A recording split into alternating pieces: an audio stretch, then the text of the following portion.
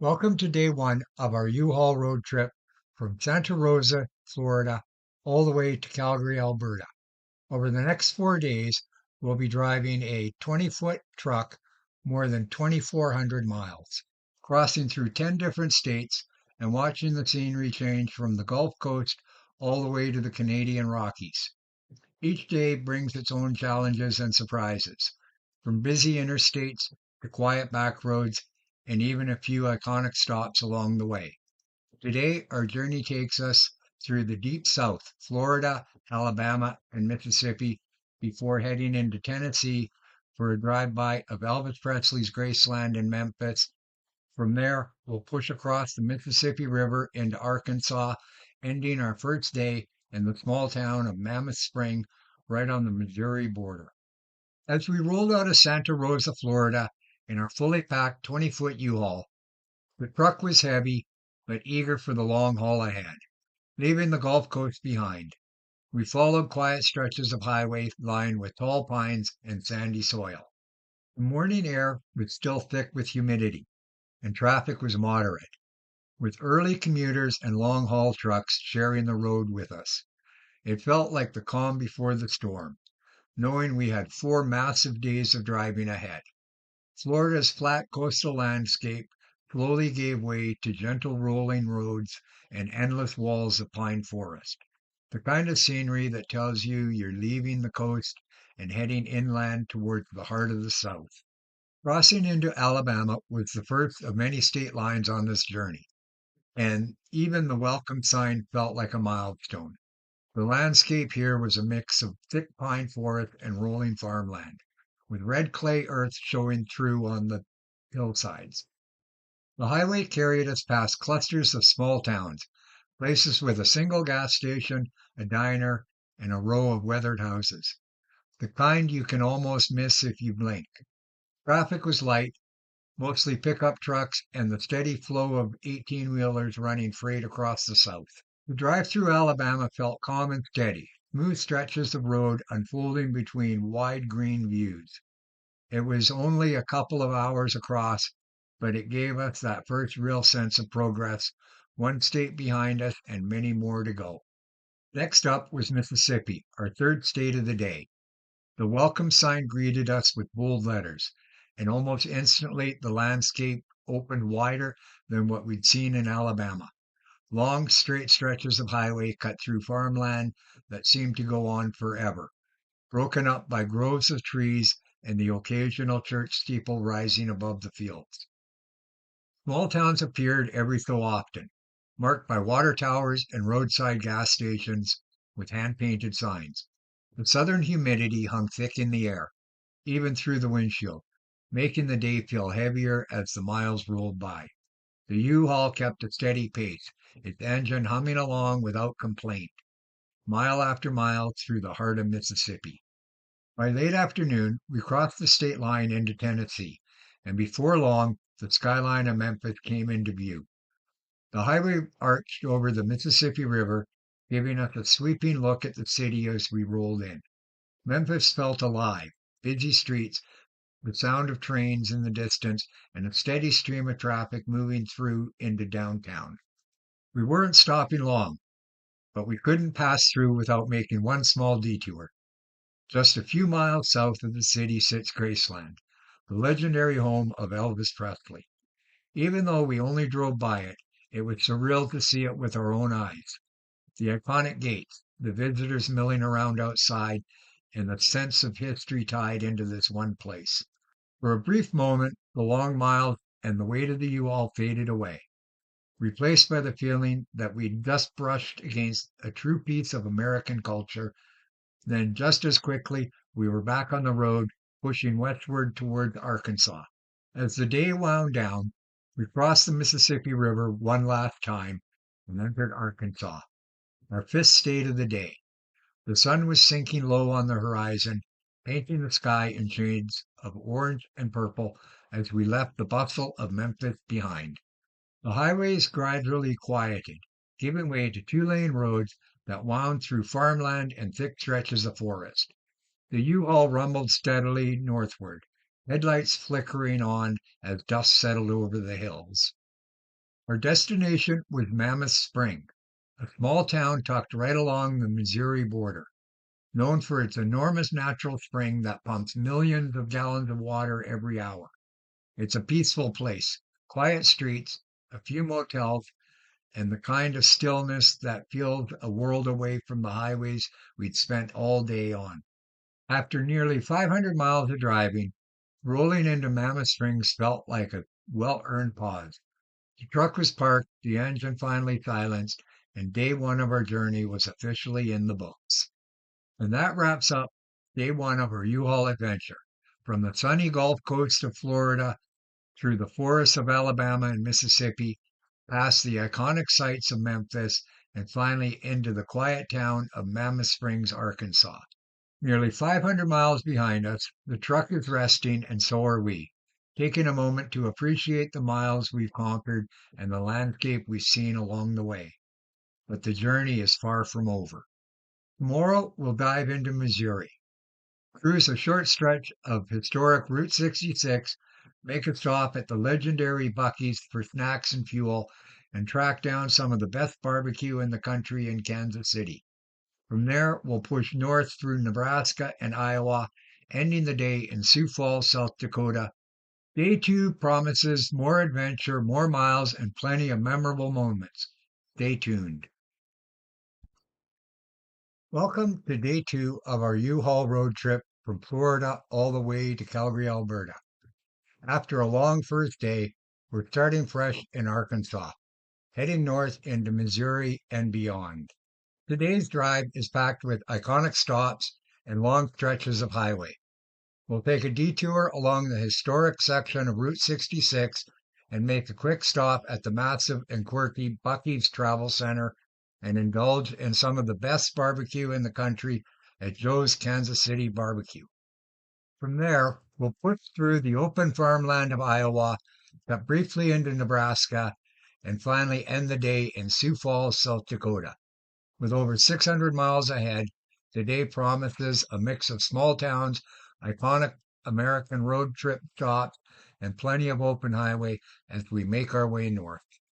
Just a few miles out of Mammoth Spring, we crossed into Missouri, our first state of the day. Almost immediately, the landscape began to shift. The dense forests of Arkansas gave way to gentle rolling hills, patchwork farmland, and wide open skies. Classic Midwestern scenery stretched as far as the eye could see. Red barns, silos, and winding country roads framed by neat rows of crops. And as if welcoming us to the show me state, we spotted a couple of unfortunate armadillos on the side of the road just outside Mammoth Spring. A small but memorable reminder of the wildlife along this journey. The U-Haul rolled steadily along, taking in the changing scenery as we began our second day on the road. We couldn't resist a detour onto the legendary Route 66 in Springfield, Missouri. Even the 2-mile drive along this historic stretch of the Mother Road felt like stepping back in time. Many of the vintage motels with faded neon signs, old gas pumps, and quirky roadside attractions are just a memory now, but it has captured the imagination of travelers for nearly a century. Along this road, it gave us a glimpse of the classic Americana that Route 66 is known for. And of course, no road trip, especially one in a 20-foot U-Haul, is complete without a stop at Buc-ee's. Pulling into the massive travel center, we were immediately greeted by Buc-ee's iconic smiling beaver mascot plastered across signs and banners, a sure signal that this wasn't just a gas stop, it was a road trip experience. The sheer scale of the place was unbelievable. Endless rows of fuel pumps stretching as far as the eye could see, all busy with cars, trucks, and RVs. Inside, it was even more impressive. Bright aisles packed with every road trip snack you can imagine, from walls of beef jerky and bags of candied nuts to shelves of quirky souvenirs and Texas-sized T-shirts. The smell of fresh barbecue, brisket sandwiches, and warm cinnamon pastries drifted through the air, making it impossible not to grab something to eat. Everywhere you looked, travelers were laughing, browsing, and stocking up, giving the whole place an energy that felt part carnival, part marketplace. For us, it was the perfect stop, not just to fuel up the U-Haul, but to stretch our legs, grab some much needed food, and soak in the one-of-a-kind Bucky's atmosphere before rolling back onto the highway. From Springfield, we continued north toward Kansas City, Kansas, known far and wide as a barbecue mecca. The highways were busy as we approached the city, the skyline gradually coming into view and the familiar hum of urban traffic replacing the quiet country roads we'd been on. Our destination, Joe's Kansas City Barbecue, a legendary spot celebrated by food enthusiasts across the country. Even in the middle of a long-haul move, the detour was irresistible. Pulling up, the smell of smoked meat hit us from the parking lot, a mix of hickory and spices that made the U-Haul feel like a temporary home away from home. Inside, the atmosphere was lively, full of locals and fellow travelers, all waiting for a taste of brisket, ribs, and pulled pork that have earned this spot a near cult following.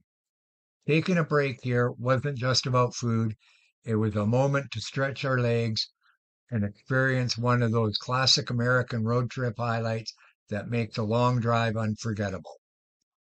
Next, we headed north, then crossed into Nebraska for another short detour, leaving the bustling streets of Kansas City behind and trading them for quieter, open roads.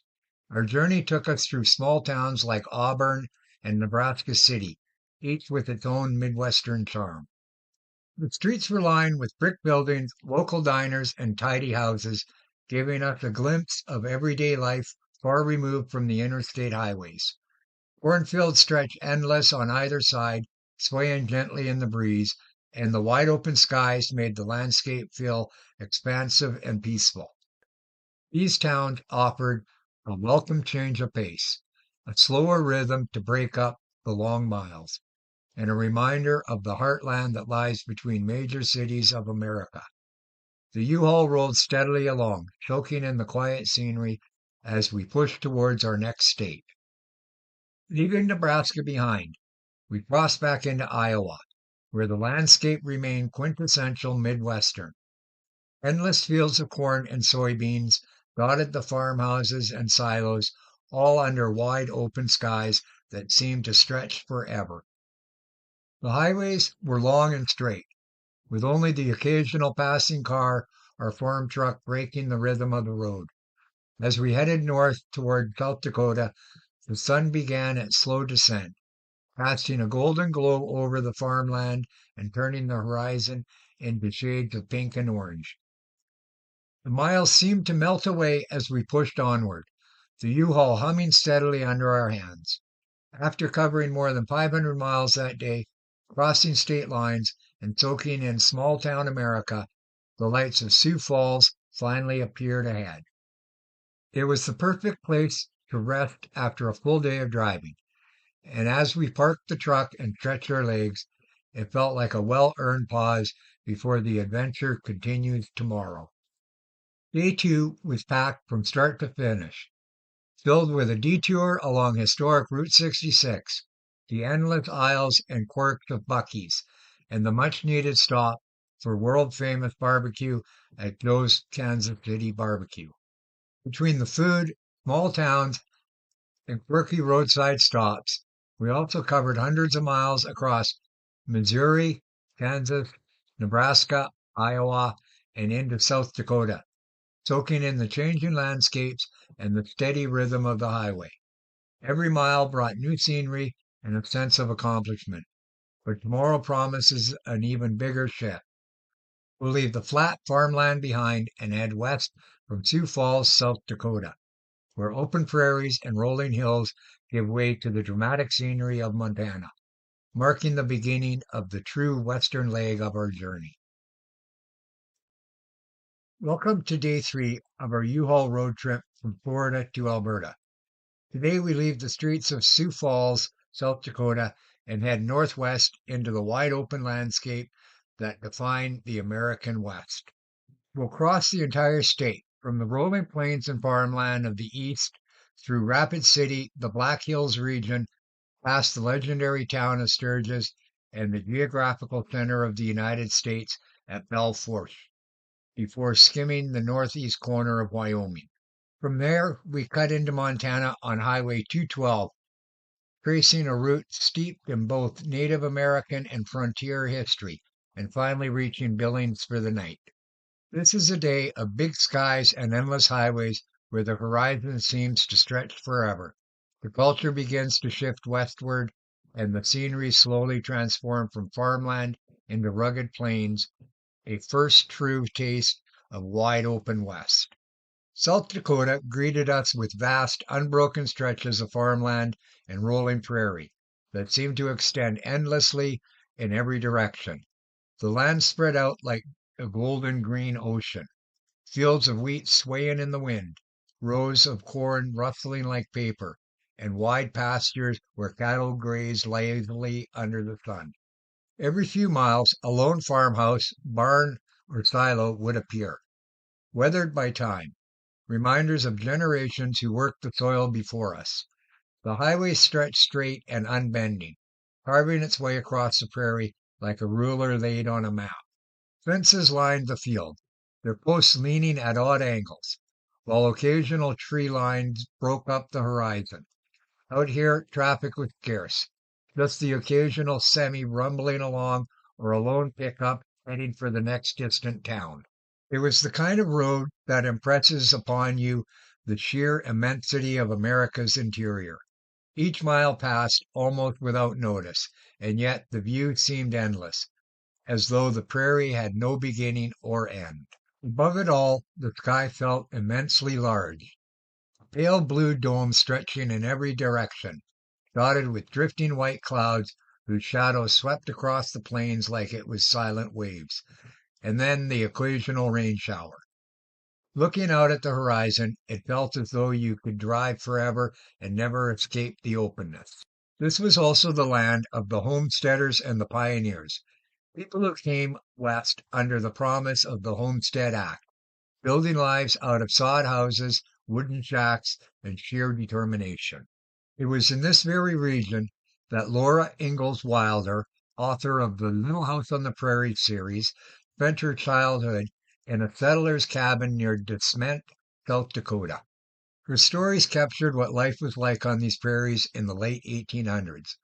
The long winters, the endless summers, the beauty and the hardship of carving out a home on the frontier. Driving across this landscape today, it wasn't hard to imagine what she saw. The unbroken horizon, the whispering grass, the sense of both isolation and possibility. There's a quiet timelessness in this openness, a reminder that while highways, tractors, and modern farms now dominate, the land itself is much the same as it was a century and a half ago. Passing through it in the U-Haul, we felt small against the sweep of the prairies. Travelers in a land that has always made people earn their place, but rewards them with beauty and freedom unlike anywhere else. Every small town we passed, each silo, grain elevator, and local diner added to the feeling that these lands had been farmed and traveled by generations before us. It's a rhythm you can't see anywhere else in the country. Miles of nothing, punctuated by history and human presence in the vast expanse. As we rolled westward, the flat prairie began to ripple into gentle hills, and before long the skyline of Rapid City rose up against the horizon. The shift felt significant. After miles of wide open plains, this was a true threshold, a place where the character of the land begins to change. Rapid City is often called the gateway to the Black Hills, and it's easy to see why. Just beyond its edge lies some of the most iconic and dramatic landscapes in the American West. To the south and east, the Badland stretches in jagged ridges and eroded canyons, a stark and almost overworldly scene of the stripped rock and spires. To the west, the Black Hills rise suddenly from the prairie, cloaked in dense pine forests and dotted with granite outcroppings that seem to reach towards the sky. Hidden among those peaks is Mount Rushmore, the colossal carving of presidents' faces that has become one of America's most recognizable monuments. Even without leaving the highway, the pull of the region was undeniable. Billboards reminded us that Mount Rushmore was just a short detour away, while roadside shops advertised Black Hills gold and Native American art. The air seemed different too, crisper, cooler, carrying with it the promise of higher ground and wilder country ahead. There's also a deeper sense of history here. The Black Hills have long been sacred land for the Lakota Sioux, central to their culture and spirituality, and the region has seen more than its share of conflict and change as settlers moved west. Rapid City itself grew as a hub for trade, railroads, and tourism, and today it straddles the line between a modern city and a historic crossroads. Driving past, we didn't stop to explore, but even from the cab of the U-Haul, it felt like we were brushing up against something bigger, a place where geology, history, and culture collide at the very doorstep of the West. The road carried us forward, but Rapid City left the impression of a gateway passed through, the threshold crossed on the way to the vastness that still lay ahead. Not long after, we rolled past Sturgis, a town with a reputation that far outweighs its size. At first glance, it looks like any other small South Dakota community. Quiet streets, low-slung buildings, and the Black Hills rising in the distance. But every August, Sturgis transformed into the beating heart of motorcycle culture. For 1 week, the population explodes from just a few thousand to 750,000 as riders from across North America and even overseas descend on the town. The Sturgis Motorcycle Rally is legendary, a gathering that fills the highways with chrome and thunder. Bikers cruise in from every direction, camping in the fields, lining the streets with Harleys and custom choppers, and filling the bars, restaurants, and concert stages. It's more than just a rally, it's a pilgrimage, a celebration of freedom, speed, and the open road. Even when the rally isn't happening, you can feel its presence. Murals of riders decorate the walls. Souvenir shops sell rally gear year-round, and signs proudly advertise Sturgis as the motorcycle capital of the world. Driving through in the U-Haul, the streets were calm, but it was easy to imagine the roar of engines and the endless rows of bikes stretching as far as the eye can see. Passing Sturgis on our long journey north, we couldn't help but think about the symbolism. Here we were, hauling across the continent in a rumbling truck, sharing the same highway that, for 1 week every summer, become the ultimate playground for riders chasing adventure, independence, and the thrill of the open road. Just north of Sturgis lies Belle Fourche, a small town with a big claim to fame.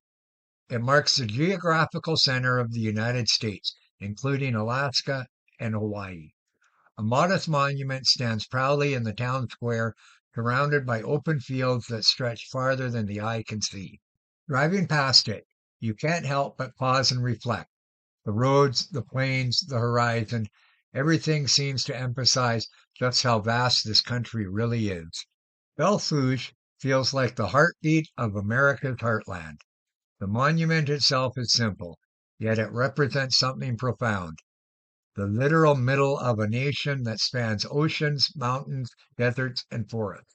You can almost picture the countless travelers, settlers, explorers who crossed these plains over centuries, tracing paths now mirrored by our modern highway. Stopping, even briefly, gives a moment to stretch, take in the quiet beauty of the northern plains, and appreciate the enormity of the journey so far, from the prairies of South Dakota to the peaks of Montana ahead. This midpoint is a powerful reminder of both the distance we've already covered and the wide open adventure still to come. Belle Fourche isn't just a geographical marker, it's a milestone in the soul of the road. After leaving Belle Fourche, our route clipped the northeast corner of Wyoming, where the open plains stretched endlessly ahead. Not far along, we came across a massive bentonite mine near Colony, a sprawling operation that seemed to stretch to the horizon. Bentonite clay, sometimes called the clay of 1,000 uses, plays a quiet but essential role in industries across the country, from drilling fluids and cat litter, cosmetics, and agriculture. Seeing the sheer scale of the mine from the highway was humbling. Conveyor belts snaked across the land, massive machinery dwarfed our U-Haul. It's a striking reminder that these remote plains aren't empty. They're full of resources, history, and work that keeps America moving. For a moment, it felt like we were witnessing the intersection of human ingenuity and the natural expanse of the West, where industry rises alongside the endless sky. Even from the truck, the size and activity of the mine was awe-inspiring.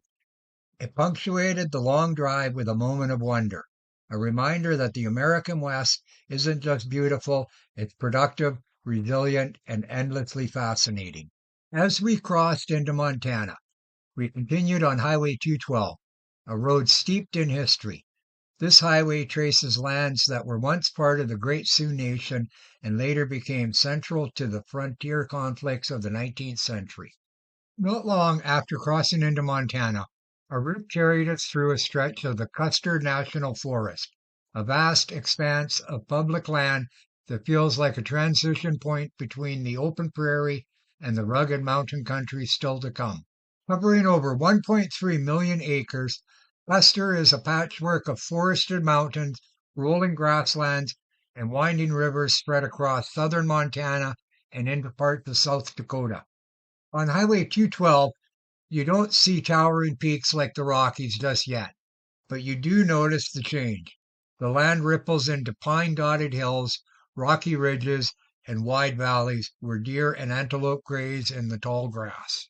The forest is named after General George Armstrong Custer, whose infamous defeat at the Battle of Little Bighorn happened not far from here.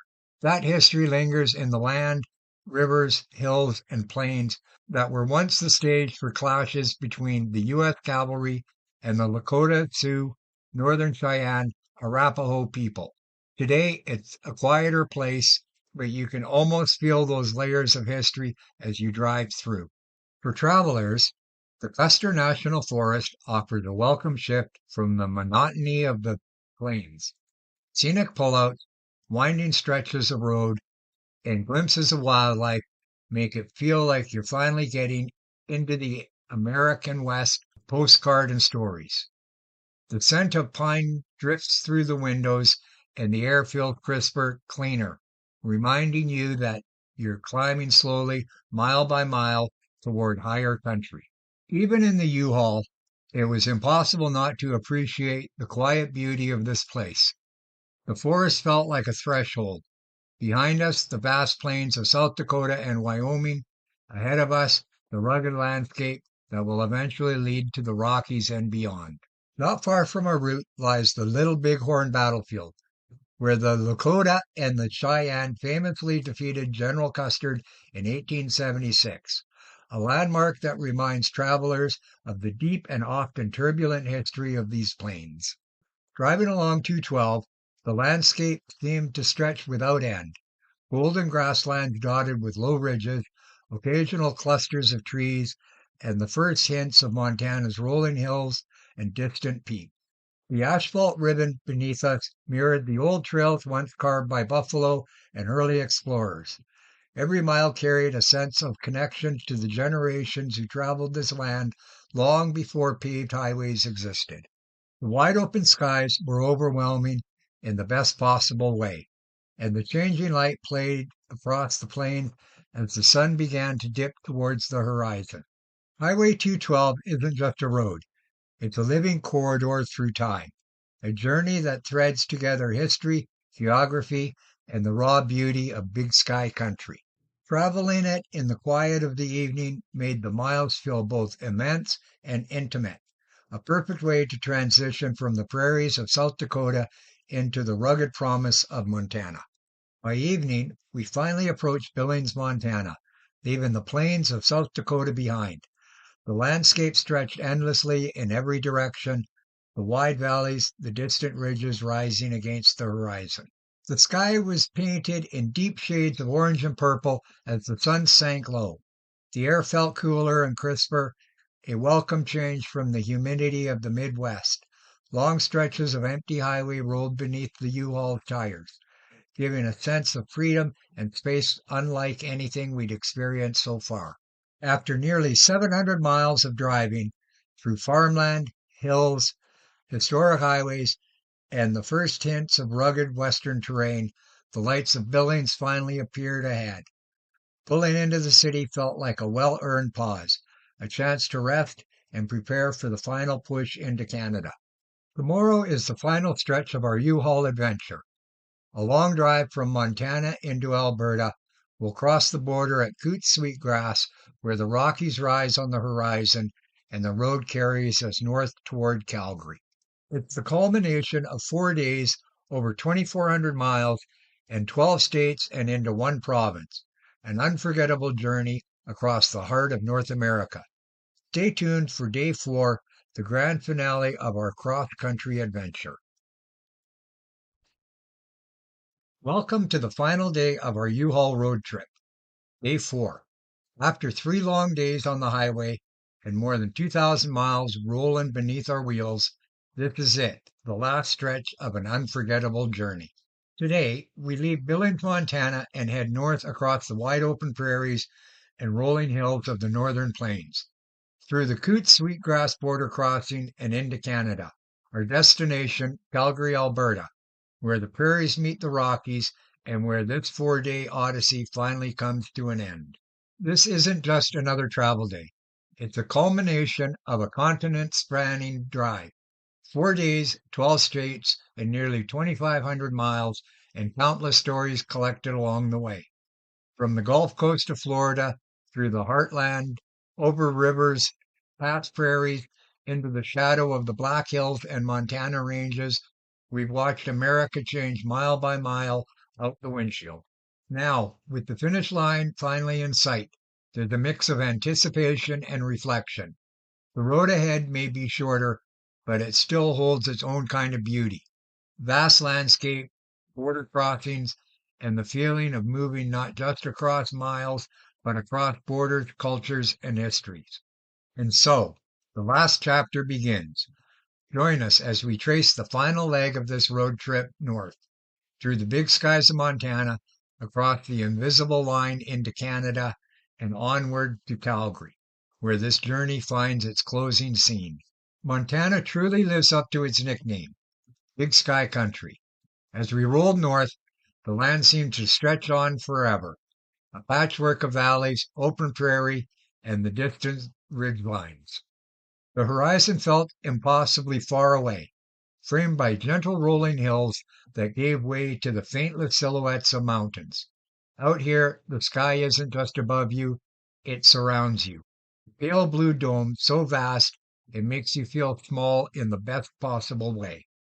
The highways seemed endless, unspooling straight ahead with little traffic besides the occasional trucker hauling freight or an RV bound for the mountains. That quiet isolation gave the drive its rhythm. Miles of golden fields swaying in the breeze, broken now and then by the stands of pine, weathered barns, or the glint of a creek winding through the prairies. The clouds above drifting lazily, casting long, slow-moving shadows across the land, as if the earth itself was breathing. After hours on the open road, the skyline of Great Falls began to appear on the horizon. Sitting on the edge of the Missouri River, known as the Electric City, Great Falls earned its name in the late 1800s when the power of the river's waterfalls was harnessed to generate hydroelectricity, fueling Montana's growth and industry. Long before that, this was a place of exploration. In 1805, Lewis and Clark came through here on their westward expedition, facing one of the toughest challenges of their journey, portaging nearly 18 miles around a series of 5 great waterfalls on the Missouri. Standing here today, it's easy to imagine what they must have seen. Untamed river cascades set against the vast plains. Driving through Great Falls, you sense that history and landscape are inseparable. The city is both a modern hub and a reminder of the river that shaped it. For us, it was a brief stop on the way north, but it carried the feeling of transition. a marker that we were leaving the Central Plains behind and drawing closer to the Rockies, to the border, and to the final leg of our journey.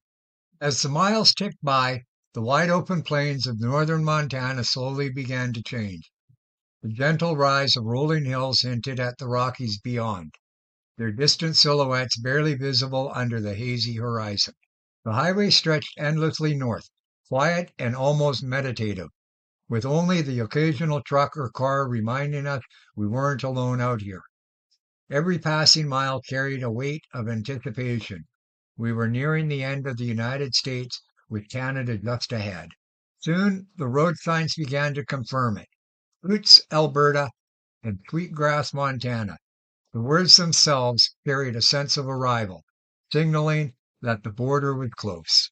After 3 full days of navigating U.S. interstates, small towns, and long, lonely stretches of highway, this wasn't just another checkpoint. It felt like a milestone, a symbolic gateway into the final chapter of the journey. Before we could cross, there was one important step left to handle. At the Sweetgrass Rest area, we met the owner of the belongings in the U-Haul.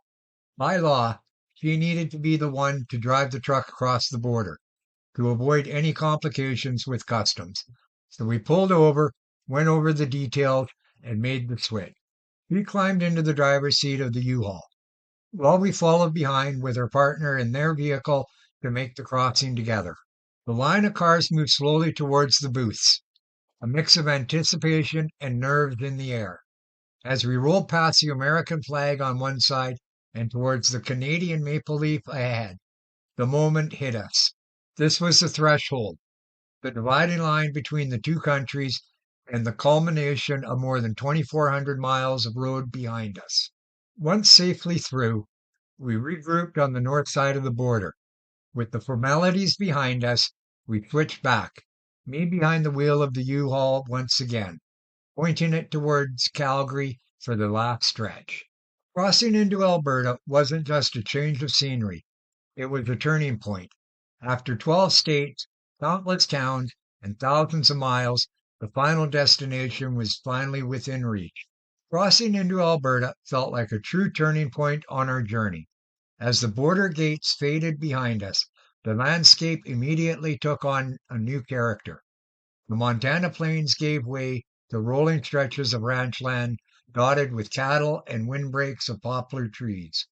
The air seemed fresher, cooler, and lighter, as if stepping across the line had shifted more than just the country we were in. Roadside signs now counted kilometers instead of miles, a subtle reminder that we were back in Canada. Highway 4 carried us north from Coutts, the road running straight and wide through southern Alberta's prairie heartland. The first town of note was Milk River, named for the nearby river that flows all the way into Montana before joining the Missouri River. It's a small community, but a gateway for travelers. Grain elevators rise against the horizon, a prairie landmark that feels both timeless and distinctly Canadian. A little farther along, we rolled into Lethbridge, the largest city in southern Alberta. Once a coal mining hub, today it's a vibrant mix of agriculture, industry, and education, home of the University of Lethbridge. Driving past, the most striking feature is the high-level bridge, a massive steel trestle viaduct spanning the Oldman River Valley. Built in 1909, it's still the longest and tallest structure of its kind in the world, and it dominates the skyline, an engineering marvel set against sweeping prairie hills. After Lethbridge, we detoured around Fort Macleod to join Highway 2 at Grantham. Highway 2 is the major corridor connecting southern Alberta to Calgary. The kilometers ticked by as we passed through Claresholm, a town with deep ties to the aviation history thanks to its World War II era training base, now preserved as part of the local museum. A little farther, Manton came into view, famous for its vintage grain elevators, the twin sentinels that stand as proud reminders of prairie life, and for the Bomber Command Museum of Canada, which houses a restored Lancaster bomber. Every town felt like a waypoint, each with its own story. while the land between remained open and vast, prairie fields stretching the horizon, the Rockies growing clearer and sharper in the west as we drove. Finally, as the kilometers dwindled, the outskirts of Calgary began to rise from the plains. At first, it was just highway interchanges and distant subdivisions, but soon the downtown skyline appeared, glass towers shimmering under the late day sun with jagged peaks of the Rockies standing guard to the west. After 4 long days on the road, crossing 12 states and covering more than 2,400 miles, we finally rolled into Calgary. The city skyline stretched out before us, with the towering peaks of the Rockies to the west, a dramatic welcome to Alberta. The U-Haul had made it in one piece, every mile a testament to steady driving, careful planning, and a bit of endurance. Stepping out of the truck, the crisp mountain air felt like a reward after days of highways, small towns, and wide open landscapes. This has been one of the biggest road trips we've ever undertaken. Part move, part adventure, and entirely unforgettable. From the sunny Gulf Coast of Florida, through the rolling hills of the Midwest, across the vast plains of South Dakota and Montana, and finally into the stunning landscapes of Alberta. Every mile brought new sights, experiences, and memories. Thanks for coming along with us on this incredible journey. If you enjoyed riding shotgun on our cross-country adventure, don't forget to hit that like button, subscribe to the channel for more road trip content, and click the bell so you never miss our next adventure. Share your own epic road trip stories in the comments. We'd love to hear where the road has taken you.